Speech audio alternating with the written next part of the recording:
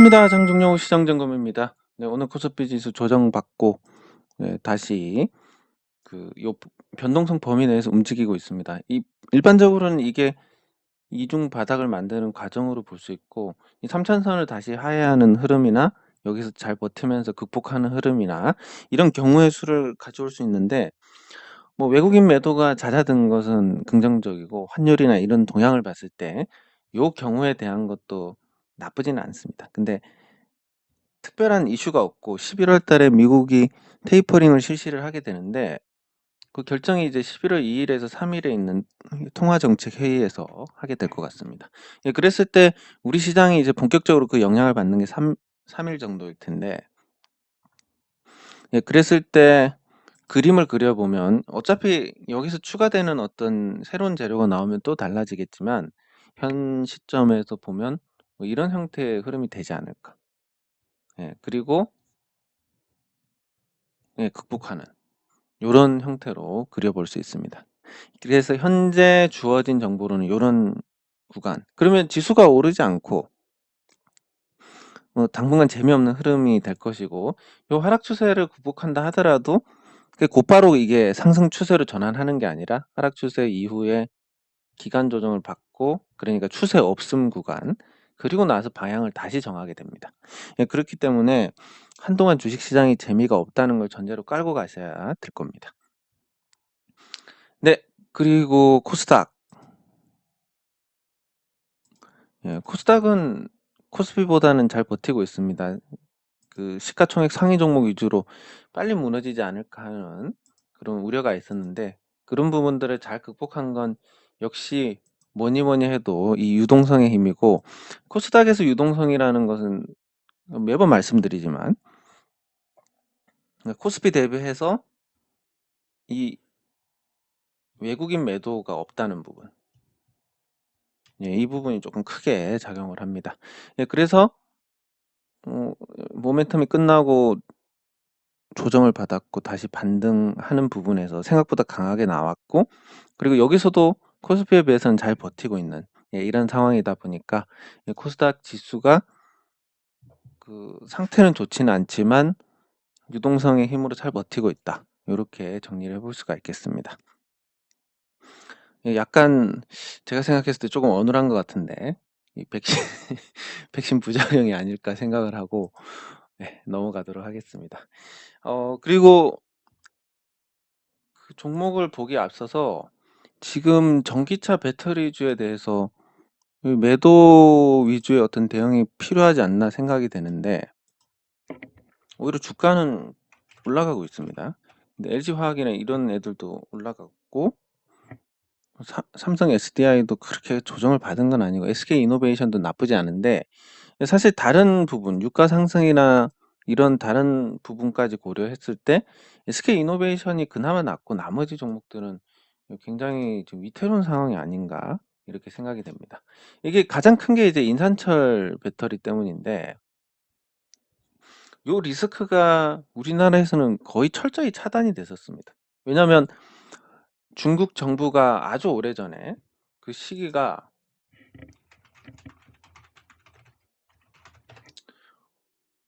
중국에서 규제를 했던 게 한 3-4년 전입니다. 3-4년 전에 삼원계 배터리에 대해서 화재 위험 때문에 3-4년 전에 규제를 했고, 그게 중국의 어떤 보복 조치다라고 그렇게 오해를 했던, 아니 오해가 아니라 그 국내 언론이 좀 왜곡 보도를 했었습니다. 당시에. 물론 보복 조치 성격도 있지만 당시에 이제 그 LG화학 관계자분도 규제가 풀릴 거라고 자신을 했고, 그럼에도 불구하고 규제가 계속 이어졌던 것은 이 삼원계 배터리가 가지는 화재의 위험성을 근본적으로 차단하지 못했다라는 거. 네, 그래서 이 화재 위험을 안고 가다 보니까 어떤 문제가 발생하냐면, 에너지 밀도에서는 아주 좋은데, 요 에너지 밀도를 좋은 에너지 밀도가 화재 안전장치, 화재 방지를 위해서 들어가야 되는 각종 안전장치나 뭐 발열을 막아주는 방열판이라든지 여러 가지가 이제 들어가게 되면서 에너지 밀도라는 장점이 줄어들었습니다.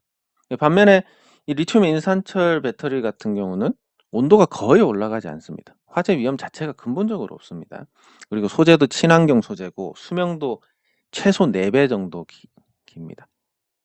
이렇게 되니까 저는 이제 어떤 생각을 하고 있냐면 현재 태양광 이 구조가 이어진다는 전제로 그 태양광 같은 경우는 지붕에다가 하면 1.5배를 줍니다.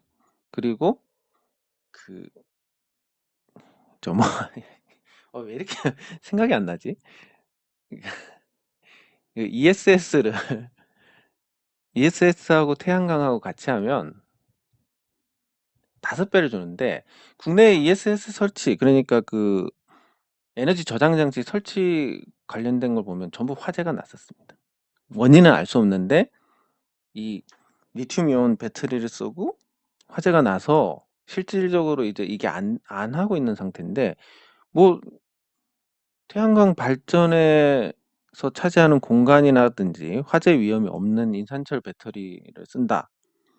사실 공간이 조금 더 늘고 에너지 밀도가 조금 줄더라도 큰 문제는 없습니다. 심지어 자동차에도 큰 문제가 없고 소형 기기에서는 그런 에너지 밀도 차이가 결국 제품의 크기를 결정하기 때문에 어쩔 수 없겠지만 커질수록 문제가 없고 이게 5배를 주니까 값싼 리튬 인산철 배터리를 조달을 해서 이 태양광과 같이 사업을 하면 돈이 좀 되지 않을까?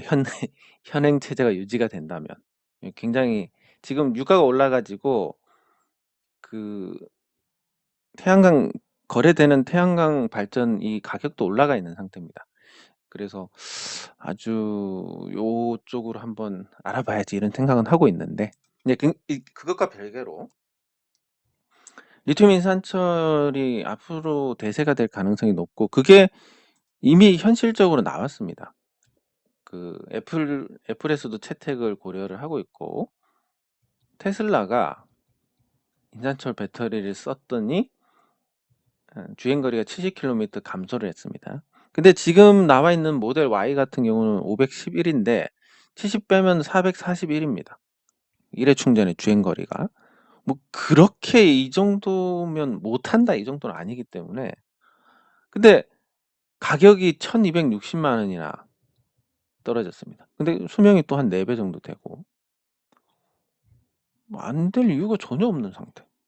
그래서 지금 LG화학이나 삼성 SDI나 SK이노베이션이 장기 공급 계약을 해놨기 때문에 계속 공급이 되겠지만 거기서 발생하는 화재 문제라든지 이런 거부터 시작해서 앞으로 있을 가격 경쟁력에서 열세 설사 LG화학이나 SK이노베이션이 인산철 배터리를 생산한다 하더라도 과연 중국 업체보다 싸게 공급할 수 있을까라는 부분에서 뭐 소재가 계속 오르고 이런 다른 부분들 제외하고도 보이지 않는 엄청난 위기가 아닌가. 사실 그래서 너무 빨리 이게 대응하는 걸 수도 있는데 이런 내용들이 나오고 있다라는 사실은 요 종목들에서 엄청나게 부정적으로 생각해야 될 것 같습니다. 특히 LG화학 같은 경우는 지금 석유화학이 유가 상승 때문에 단기적으로는 재고 자산의 가치가 상승해서 이익을 볼 수 있지만 유가가 높은 수준에서 고정이 된다면 국제유가 그 제품 마진, 제품 스프레드가 줄어듭니다. 무슨 얘기냐면 유가하고 이 제품하고의 이 가격 차가 줄어듭니다. 그러면 마진이 떨어집니다. 이익이 감소하고 배터리에서 이익 나오고 있지만 지금까지 까먹어서 물어준 것만 하면 본전도 안 될 겁니다. 이런 상황에서 과연 이 LG화학 주가가 시가총액 60조를 찍고 있는 게 정상적이냐? 예, 그리고 이미 무너져서 회복했기 때문에 추세가 바뀌려고 하는 그런 상황입니다. 여기서 이제 한 번 더 무너지면 큰 추세가 꺾이면서 하락 추세로 전환해가지고 주가가 망가지게 될 가능성이 높습니다. 예, 그렇기 때문에 사실 매도 타이밍으로 본다면 지금이 아주 좋은 매도 타이밍이다. LG화학을 보유하고 계신다면 지금 싹 정리하는 게 바람직하다. 물론 그 미세한 타이밍까지는 어쩔 수 없겠지만 뭐 여기서 뭐 제가 아주 강력하게 말씀드린다 하는 시점이 여기다라고 하면 다음날 올랐으면 그때 얘기한 것보다 더 좋은 가격이 있었는데 이렇게 될 수 있으니까 이 작은 타이밍은 모르겠지만 큰 틀에서는 LG화학은 매도해야 된다. 전략 매도를 해야 된다. 앞으로 한 2년 정도는 최소 보유를 안 하는 방향으로 가야 된다라고 생각을 할 수 있습니다. 네, 그리고 이게 삼성 SDI도 입장이 비슷한데 그나마 이제 삼성 SDI 같은 경우는 이게 그 각형으로 갔습니다. 각형으로 간 건 화재 위험이 그나마 적습니다. 삼성 SDI 같은 경우는. 그래서 LG화학보다는 관련 리스크가 크지는 않습니다. LG화학은 언제 또 화재 사건이 일어날지 모르는데 삼성 SDI는 그런 부분에서는 상대적으로 조금 덜한 게 있지만 근데 이게 원가 경쟁이 안 된다는 건 매한가지입니다. 그러면 삼성 SDI 같은 경우는 그래도 소형 IT 기기에서 점유율이 1위고 전기차 배터리도 장기 공급 계약에 맞춰서 대규모 투자를 한 게 아니라 그 수주에 맞춰서 투자를 하고 있고 그리고 이 투자 재원도 예전에 그 화학 사업을 매각하면서 조달했기 때문에 상태가 나쁘지 않습니다. 근데 문제가 뭐냐면 삼성 SDI가 상대적으로 좋은 평가를 받았던 건 주가가 낮았을 때 얘기고 이거 보니까 또 옛날 생각나는데 삼성 SDI를 10만 10만 원을 팔고 제가 3분의 1 토막 나는 종목을 사가지고 그랬던 기억이 또 떠오르는데 그 아마 아직까지 죽은 자리는 아니니까 급하지는 않지만 LG화학처럼 급하게 매도해야 되진 않지만 큰 틀에서는 얘도 마찬가지 입장일 가능성이 높습니다. 지금 추이로 보면 삼성 SDI가 시가총액이 50조 정도가 되는데 현재 51조 2천억, 3천억 정도? 51조 3천억인데 제조업이다 보니까 이걸 증명을 하려면 영업이익이 한 5조 원 정도 나야 되는데 지금 추세로 가면 이 절반조차도 힘든 상태로 볼 수가 있습니다. 그렇다고 뭐 LG화학이나 SK이노베이션처럼 공격적인 투자를 한 것도 아니라서 매출과 이익이 크게 증가하는 것도 아닐 거고 그리고 그 사이에 리튬 인산철 배터리한테 주도권을 뺏기게 된다면 그 뒤로는 서서히 죽어가는 형태가 될 것인데 이것도 역시 마찬가지로 좋지 않다. 그래서 이 두 종목만 합쳐도 60에 51.3이다. 이 두 개만 합쳐도 시가총액 111조 3천억. 여기서 아마 지수가 조정을 받는다면 여기서 많이 앗아갈 가능성이 크다라고 보고 있습니다. 네, 그리고 SK이노베이션은 그나마 유가 상승의 수혜를 받는 구조고 지금 주가가 아주 뭐 저평가되거나 그런 게 아닙니다. 아니 고평가되거나 그런 게 아니고 그래서 두 종목에 비해서는 아주 급하게 뭐 매도를 해야 된다 이런 건 아니지만 조금 조금 문제가 있다라고 보고 다만 이제 그 다른 LG화학이나 삼성 SDI에 비해서는 SK이노베이션 같은 경우는 배터리 사업 자체를 안 했던 회사입니다. 그러니까 LG화학하고 삼성 SDI는 소형 IT 기기용 원통형 배터리를 생산하고 있던 회사들이고 SK이노베이션은 그렇지 않았었고 그래서 지금 그 어디지 LG화학에 돈 물어줬고 그래서 뭐 지금 리튬 이온으로 가겠지만 리튬 인산철 쪽도 생산을 검토를 하고 있고 그게 좀 간단하다 보니까 괜찮습니다. 그리고 그 분리막이라든지 이런 소재 쪽에 자체적으로 생산하는 것도 많기 때문에 세 종목 중에서 그나마 보유를 하는 데 있어서 리스크가 크지 않은 게 SK이노베이션이다라고 볼 수 있습니다. 네, 그리고 뭐 LG화학은 이제 흐름이 꺾이는 상태고 SK이노베이션이나 삼성 SDI 같은 경우는 아직 한파동이 남아 있을 수 있기 때문에 그래서 얘네들은 뭐 세 개 다 매도는 맞는데 얘네들이 급하게 매도하는 것보다는 조금 시간을 두는 게 좋지 않을까 이렇게 생각하고 할 수 있고 LG화학 같은 경우는 급하게 매도를 해야 된다. 이렇게 정리를 할 수 있겠습니다. 예, 그러면 댓글 확인하도록 하겠습니다.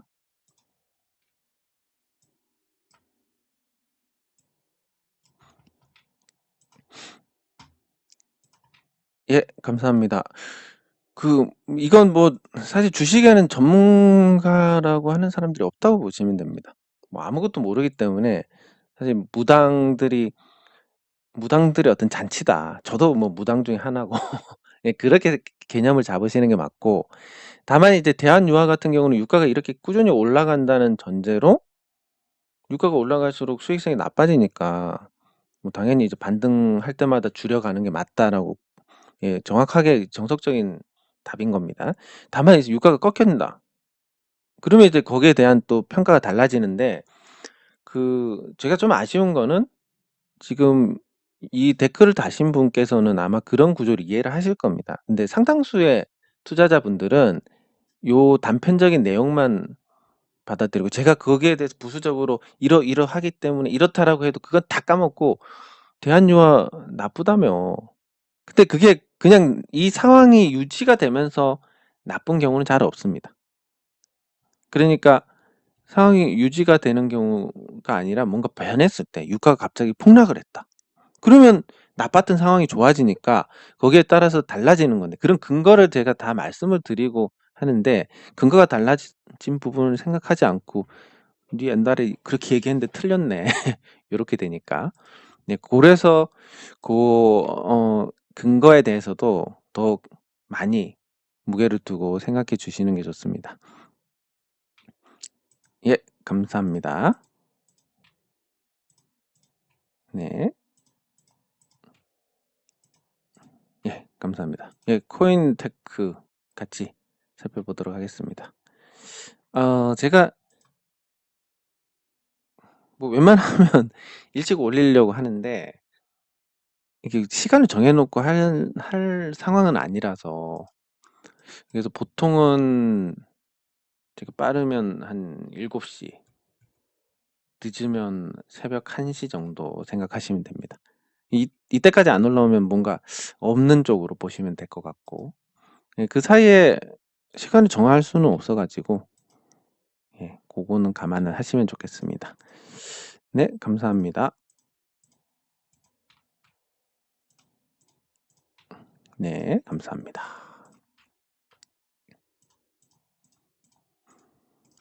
네. 그러면 아까 말씀하신 코인테크 한번 보도록 하겠습니다.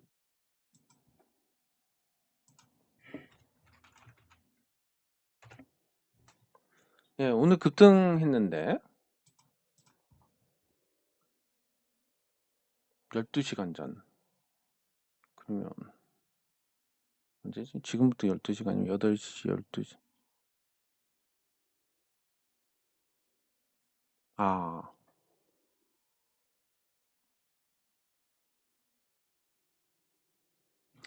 그래서 이 급등, 리튬 인산철 관련, 예, 무게 중심이 아예 이쪽으로 옮겨오고 있기 때문에, 뭐 저도 찾아봤는데 리튬 인산철 관련해서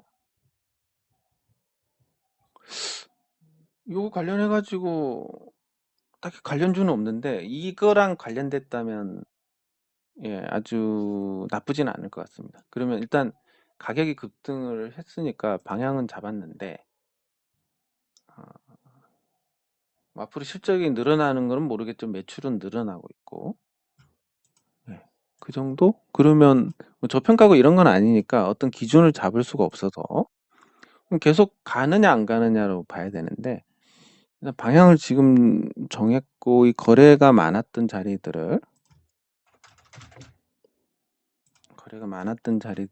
올라탔으니까, 예, 역대 최고가에 상장한 지 3년 정도 됐고, 뭐 에너지 응축도 하고 괜찮은 것 같습니다. 뭐 그리고 금액이 그렇게 많지 않으시니까, 예, 고점 돌파해가지고 이렇게 달린 거에 대해서 한번 갈 때까지 가보자라는 것도 괜찮을 것 같습니다. 만약에 이게 한 1억 들어갔다. 1억이 들어가면 30%면 몇 천만 원이 왔다 갔다 하니까 버티기가 쉽지가 않은데, 100만 원이다 그러면 예, 조금 편하게 갈 때까지 가보는 것도 괜찮을 거라서, 그래서 그냥 일단 에너지란 에너지가 아니라 거래량으로 볼 때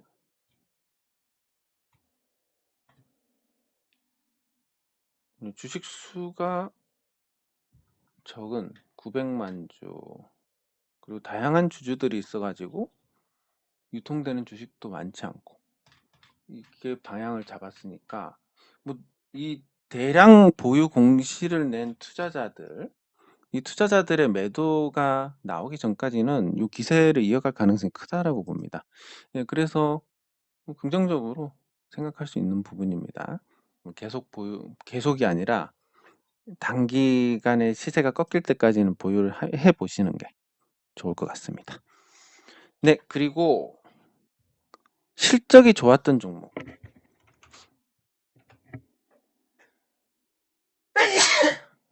예, 기아. 예, 기아차인데 기아차가 예상보다 좋은 실적을 발표했습니다. 근데 여기서 주목할 부분이 기아차의 실적이 연속성을 지니고 있다. 그러니까 이전에 한 번 정도는 뭐 기저 효과겠지. 두 번, 세 번, 네 번째 이렇게 실적이 나오니까 이 정도의 매출과 이익을 발생할 만큼의 어떤 안정적인 이익 구조를 만들었다라고 보는 그런 견해가 맞을 것 같습니다. 그랬을 때 기아차가 저 실적을 유지를 한다는 전제로 본다면 기아차의 적정한 시가총액이 50조 원 이상입니다. 50에서 한 60조 원 정도 봐야 되는데 지금 34, 34.8, 35조 원 정도로 잡을 수 있고, 이걸 이제 별도로 보더라도 현재 시가총액이 그렇게 높지 않은 편이니까, 그런데 주가는 역대 최고가에서 그렇게 떨어지지 않은 상태. 그래서 여기서 에너지를 모으고 한 번 더 도약을 할 수 있지 않을까, 이렇게 생각을 해볼 수가 있겠습니다. 예, 그래서 요런 큰 틀에서 과거는 뭐 감자하기 전이니까 IMF 때 요거 전에 거는 의미가 없다라고 보고, 요 이전에는, 그러면 지금 2010년도에 있었던 파동, 이때는 기아차가 3류, 현대 기아차가 3류에서 1류까지는 아니지만 2류로 올라서는 과정이었고, 이번에는 이제 1류로 올라서는 과정이 될 수 있지 않을까. 왜냐면 지금 전기차에서 테슬라에 대적할 만한 업체가 현대 기아차밖에 없다, 이런 평가가 나오고 있습니다. 그런 평가가 나오는 이유 중에 하나가, 다른 업체들은 이런 제왕적인 의사결정을 할 수가 없습니다. 왜냐하면 내연기관차에서 수익이 나니까.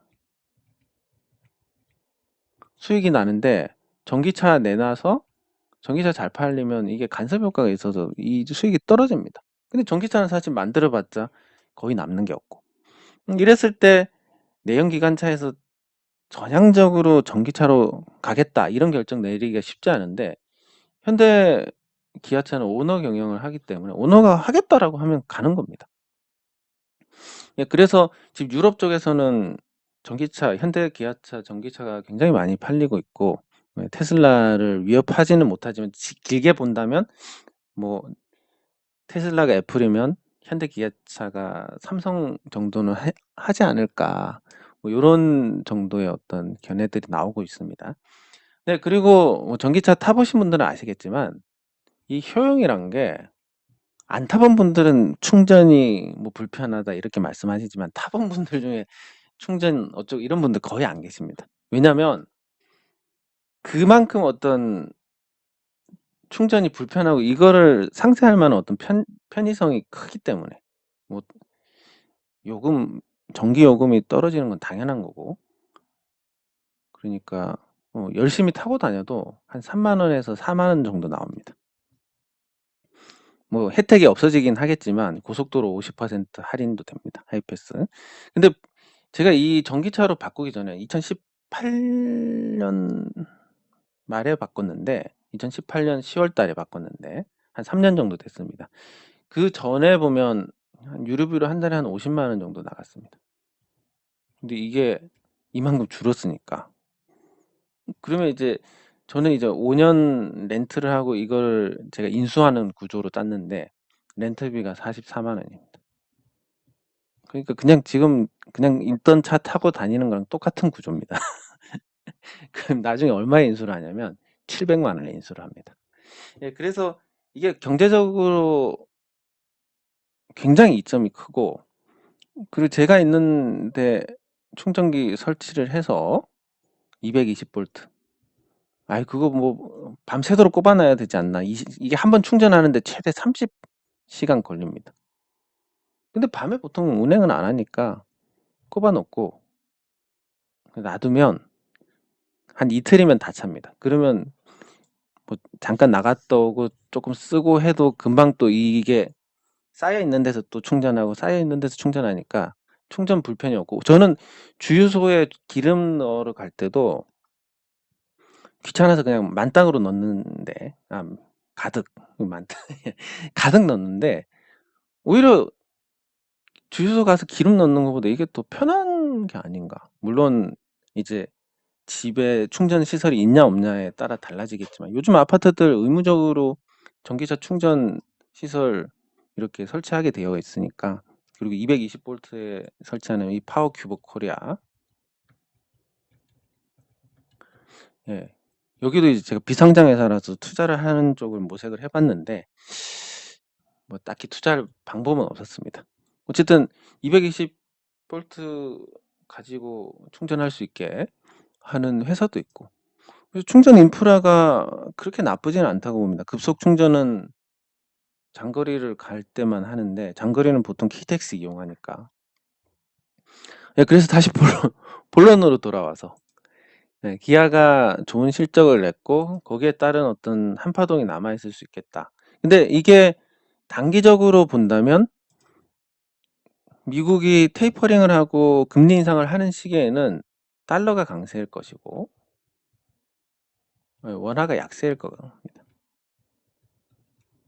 예, 이런 환경도 기아에는 좋은 일이기 때문에 요거까지 고려를 하면 추세가 죽었다라는 관점보다는, 예, 조금 더 한파동 정도는 더 남아있지 않을까. 너는 살래? 그러면 이 가격은 조금 부담스럽다.